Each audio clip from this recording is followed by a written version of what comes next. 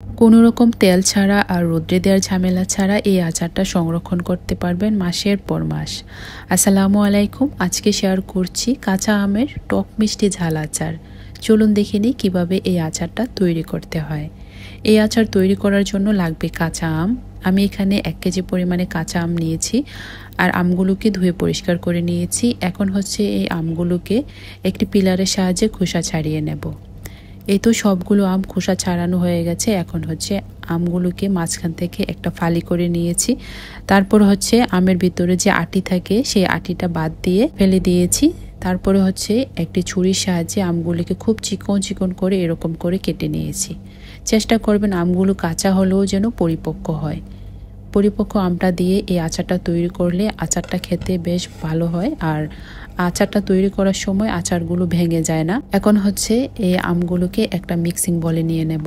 তারপর হচ্ছে পরিমাণ মতো লবণ দিয়ে দেব আর দিয়ে দেব 1 কাপ পরিমাণে চিনি। আপনারা চাইলে চিনির পরিমাণটা আরেকটু বাড়িয়ে অথবা আরেকটু কমিয়েও অ্যাড করতে পারবেন। তারপরে দিয়ে দেব 2 টেবিল চামচ ভিনেগার। ভিনেগারটা দিলে এই আচারটা বেশ অনেক দিন ভালো থাকে। এই তো সব কিছু দেওয়া হয়ে গেছে। এখন একটি প্যাচুলার দিয়ে নেড়ে চেড়ে সব কিছু একসাথে ভালোভাবে মিশিয়ে নিতে হবে। মেশানো হয়ে গেলে এই বাটিটাকে একটা ঢাকনা দিয়ে এই আমগুলোকে রেস্টে রেখে দেব প্রায় 30 থেকে 40 মিনিট। আর এই 40 মিনিটে এই চিনিটা গলে গিয়ে আমগুলো থেকে কিছুটা পানি উঠবে।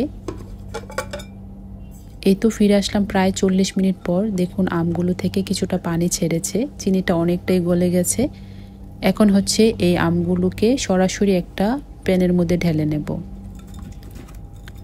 তারপর হচ্ছে চুলাটা অন করে দেব। প্রথম 2 থেকে 3 মিনিট চুলার আঁচটাকে একটু হাইয়ে রেখে আমগুলোকে জাল করে নেব।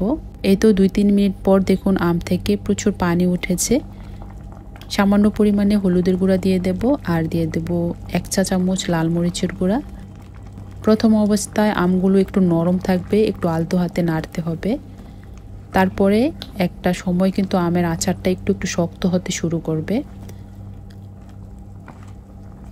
4 থেকে 5 মিনিট পর আমি এখানে 1 চা চামচ আচারের মশলা ব্যবহার করব। আর এই মশলাটা আমি আগে একটা আচার তৈরি করেছিলাম, বারমিক্স আচার, সেই আচারের জন্য তৈরি করেছিলাম।